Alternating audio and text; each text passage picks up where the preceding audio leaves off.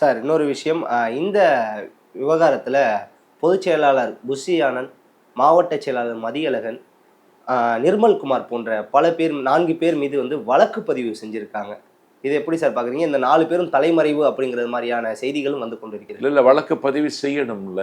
அவர் தானே பொதுச் செயலாளர். அவங்க தான் பொறுப்பேற்றுக்கிடணும். தாவேக்கா இதுக்கு பொறுப்பேற்றுக்கிடணும். கட்சியினுடைய பொதுச் செயலாளர் மேலே வழக்கு போட்டாச்சு, நிர்மல்குமார் மேலே போட்டாச்சு, மாவட்ட செயலாளர் தம்பி மதியழகன் மேலே போட்டாச்சு. இது காவல்துறை செய்ய வேண்டிய கடமை. அந்த கடமையை அரசு மிகுந்த பொறுப்போடு செய்திருக்கிறது. தாவேக்கா தலைவர் விஜய் அவர்கள் கைது செய்யப்படுவாரா அப்படிங்கிற ஒரு கேள்வியும் முன்வைக்கப்படுது. அது அருணா ஜெகதீசன் அறிக்கை வந்த பிறகுதான் அந்த முடிவை முதலமைச்சருக்கு முன்னால் வரும். அது அப்போது முடிவெடுக்க வேண்டிய விவகாரம்.